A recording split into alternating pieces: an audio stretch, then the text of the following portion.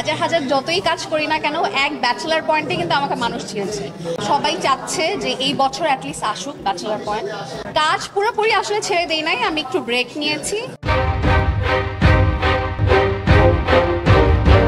অনেক দিন পর হচ্ছে লাইট ক্যামেরার সামনে আমি অলমোস্ট 1 বছর শুটিং করিনি, তো সবাইকে দেখে ভালো লাগছে। আর যেহেতু অ্যাওয়ার্ড ফাংশন নমিনেশন পেয়েছি, সো সেই দিক থেকে অনেক ভালো লাগছে। এটা আসলে আমার ভাগ্য, এটা আমি বলবো যে আল্লাহর অশেষ রহমত যে মানুষ আমাকে কাজ না করলেও মনে রাখে। আমার মনে হয় যে অন্তরা ক্যারেক্টারটার জন্য আসলে মানুষ আমাকে অনেক ভালোবাসে। অ্যান্ড ও সামনে আচ্ছা, অন্তরা ক্যারেক্টারটার জন্য মানুষ আমাকে অনেক ভালোবাসে। অ্যান্ড আমি কাজ না করলেও আমি যেখানেই যাই সবাই আমাকে অন্তরা অন্তরা বলে ডাকে। আমার অ্যাকচুয়াল নাম যে ফারিয়া, এটা আসলে কেউই জানে না এখন। আমাকে অন্তরা নামে চিনে, যদি বলি ফারিয়া বলে যে ফারিয়া কে। সো ওইটা আমি খুব এনজয় করি। এই তোমাকে আমি চিনি না, প্রহেলিকা তুমি, রাইট? না, আমি সাজি। ও সরি আমি কনফিউজ হয়ে গেছি।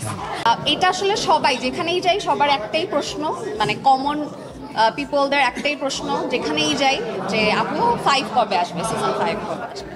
তো ওইটা আসলে বলার পারমিশন আমার নাই, অ্যান্ড আমি নিজেও আসলে জানি না। সবাই চাচ্ছে যে এই বছর অ্যাটলিস্ট আসুক ব্যাচেলার পয়েন্ট, তো আমিও চাই। কারণ সত্যি কথা বলতে কি, হাজার হাজার কাজ করা থেকে ব্যাচেলার পয়েন্টের মতো একটা কাজ করলে আসলে আর কিছু লাগে না, যেটা আমি বিলিভ করি। কাজ পুরোপুরি আসলে ছেড়ে দেই নাই, আমি একটু ব্রেক নিয়েছি। আমার ইচ্ছা আছে এই বছরটায় খুব ভালো একটা নিউজ দিয়ে তারপর কাজ শুরু করব। সো ভালো নিউজটা কি ওইটা আসলে আমার জানানোর পারমিশন নাই, ওইটা হয়তো আমাদের ডিরেক্টর জানাবে। সো দেখা যাক, জানলে তো আপনারা মানে ভালো নিউজটা সামনে আসলে তো সবাই জানবেনই আপনারা। তো একটা ব্যাচেলার পয়েন্টই আসলে এনাফ, মানে একটা কাজ করলেই আসলে হাজার হাজার কাজ করা লাগে না, একটা ভালো কাজ করলেই আসলে এনাফ।